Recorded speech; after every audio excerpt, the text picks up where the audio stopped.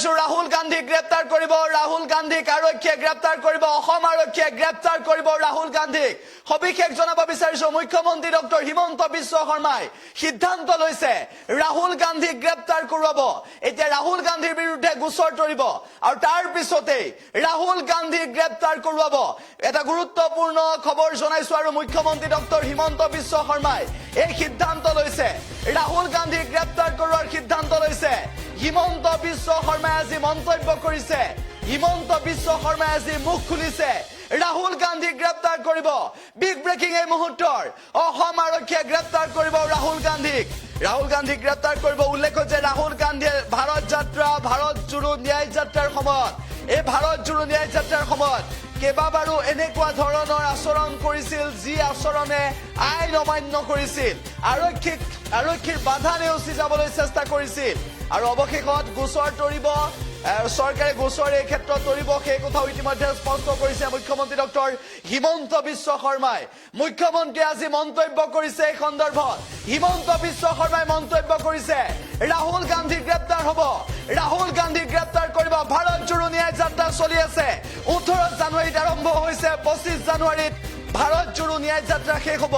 কিন্তু ৰাহুল গান্ধীক যে গ্ৰেপ্তাৰ কৰিব সেয়া প্ৰায় নিশ্চিত হৈ পৰিছে উল্লেখ যে ৰাহুল গান্ধীক গ্ৰেপ্তাৰ কৰা সন্দৰ্ভত মুখ্যমন্ত্ৰী ডক্টৰ হিমন্ত বিশ্ব শৰ্মাই মন্তব্য কৰিছে কেতিয়া ৰাহুল গান্ধীক গ্ৰেপ্তাৰ কৰিব হিমন্ত বিশ্ব শৰ্মাই স্পষ্ট ভাষাত উল্লেখ কৰিছে ৰাহুল গান্ধীক অতি সোনকালে গ্ৰেপ্তাৰ কৰাৰ কথা হিমন্ত বিশ্ব শৰ্মাই উল্লেখ কৰিছে আজিৰ দিনটোৰ বিগ ব্ৰেকিং ভাৰত জোড়ো ন্যায় যাত্ৰা কৰি থকা কংগ্ৰেছৰ যুৱৰাজ ৰাহুল গান্ধীক গ্ৰেপ্তাৰ কৰিব ৰাজ্য চৰকাৰে উল্লেখ যে অসম আৰক্ষীয়ে গ্ৰেপ্তাৰ কৰিব ৰাহুল গান্ধীক হিমন্ত বিশ্ব শৰ্মাই আজি মন্তব্য কৰিছে এই সন্দৰ্ভত ৰাহুল গান্ধীক গ্ৰেপ্তাৰ কৰা হ'ব বুলি ইতিমধ্যে উল্লেখ কৰিছে হিমন্ত বিশ্ব শৰ্মাই কংগ্ৰেছে কি প্ৰতিক্ৰিয়া দিব ৰাহুল গান্ধীক কেতিয়া গ্ৰেপ্তাৰ কৰিব সেয়া উল্লেখ কৰিছে হিমন্ত বিশ্ব শৰ্মাই আজি গোচৰ দিব হিমন্ত বিশ্ব শৰ্মাই মন্তব্য কৰিছে আজি গোচৰ ৰুজু কৰিব ৰাহুল গান্ধীৰ বিৰুদ্ধে আজি গোচৰ ৰুজু কৰিব ইয়াৰ পিছতে হিমন্ত বিশ্ব শৰ্মাই মন্তব্য কৰিছে অতি সোনকালে ৰাহুল গান্ধীক গ্ৰেপ্তাৰ কৰিব বুলিও হিমন্ত বিশ্ব শৰ্মাই স্পষ্ট ভাষাত উল্লেখ কৰিছে উল্লেখ যে ভাৰত জোড়ো ন্যায় যাত্ৰাৰ সময়ত কেইবাবাৰো এনেকুৱা ধৰণৰ অনাকাংক্ষিত পৰিস্থিতিৰ সৃষ্টি হৈছিল আৰু যিবোৰ পৰিস্থিতিত ৰাহুল গান্ধীক আগভেটি ধৰিছিল ৰাহুল গান্ধীৰ বিৰুদ্ধে একাংশ বিজেপি সমৰ্থকে কেনেকুৱা আচৰণ কৰিছিল সেয়াও দেখিছিল ইয়াৰ পিছত ৰাহুল গান্ধীক যে গ্ৰেপ্তাৰ কৰোৱাব সেয়া হিমন্ত বিশ্ব শৰ্মাই আজি মুকলিকৈ কৈছে হিমন্ত বিশ্ব শৰ্মাই কি মন্তব্য কৰিছে সেই মন্তব্যটো শুনাই লৈছো তাৰ পিছত কেতিয়া গ্ৰেপ্তাৰ কৰিব আৰু কি কৈছে সেয়াও জনাবলৈ চেষ্টা কৰিম হিমন্ত বিশ্ব শৰ্মাই আজি কি মন্তব্য কৰিছে ৰাহুল গান্ধীৰ সন্দৰ্ভত নকৰো লোকসভা ইলেকশ্যনৰ পিছত এৰেষ্ট কৰিম তেওঁক এতিয়া আমি এৰেষ্ট নকৰো লোকসভা ইলেকশ্যনৰ পিছত এৰেষ্ট কৰিম ইমান বাধা দিয়া স্বত্তেও তেওঁলোকে পুলিচৰ লগত কাজিয়া পেচাল কৰে মাৰপিট কৰে আৰু গোটেই ঘটনাটো গাড়ীৰ পৰা থিয় হৈ ৰাহুল গান্ধীয়ে ইনষ্টিগেট কৰি আছে গতিকে ৰাহুল গান্ধীৰ ওপৰত আমি ফৌজদাৰী গোচৰ এটা আমি ৰেজিষ্টাৰ কৰিম আৰু পুলিচে ইনকুৱাৰী কৰি যি ব্যৱস্থা ল'ব লাগে ল'ব তেওঁক এতিয়া আমি এৰেষ্ট নকৰো লোকসভা ইলেকশ্যনৰ পিছত এৰেষ্ট কৰিম তেওঁক এতিয়া আমি এৰেষ্ট নকৰো লোকসভা ইলেকশ্যনৰ পিছত এৰেষ্ট কৰিম তেওঁক এতিয়া আমি এৰেষ্ট নকৰো লোকসভা ইলেকশ্যনৰ পিছত এৰেষ্ট কৰিম ইমান বাধা দিয়া স্বত্তেও তেওঁলোকে পুলিচৰ লগত কাজিয়া পেচাল কৰে মাৰপিট কৰে আৰু গোটেই ঘটনাটো গাড়ীৰ পৰা থিয় হৈ ৰাহুল গান্ধীয়ে ইনষ্টিগেট কৰি আছে গতিকে ৰাহুল গান্ধীৰ ওপৰত আমি ফৌজদাৰী গোচৰ এটা আমি ৰেজিষ্টাৰ কৰিম আৰু পুলিচে ইনকুৱাৰী কৰি যি ব্যৱস্থা ল'ব লাগে ল'ব তেওঁক এতিয়া আমি এৰেষ্ট নকৰো লোকসভা ইলেকশ্যনৰ পিছত এৰেষ্ট কৰিম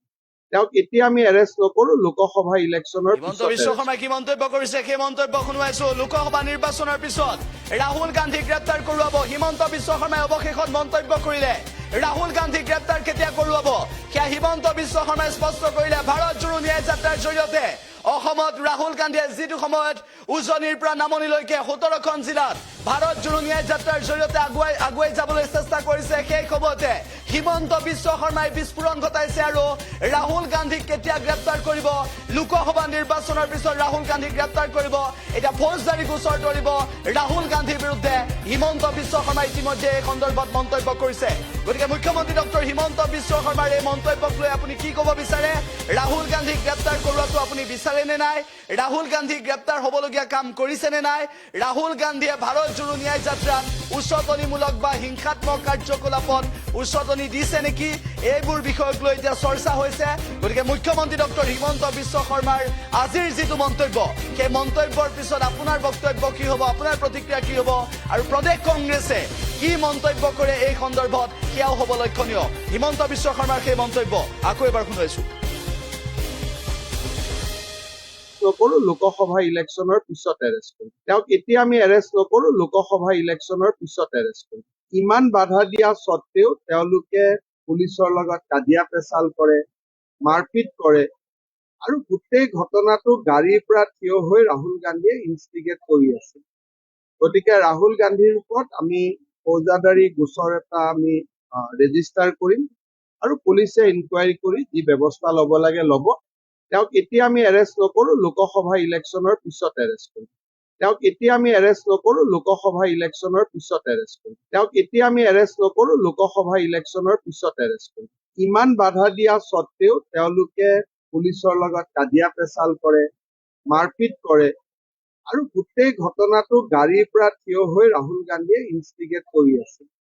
গতিকে ৰাহুল গান্ধীৰ ওপৰত আমি ফৌজদাৰী গোচৰ এটা আমি ৰেজিষ্টাৰ কৰিম আৰু পুলিচে ইনকুৱাৰী কৰি যি ব্যৱস্থা ল'ব লাগে ল'ব তেওঁক এতিয়া আমি এৰেষ্ট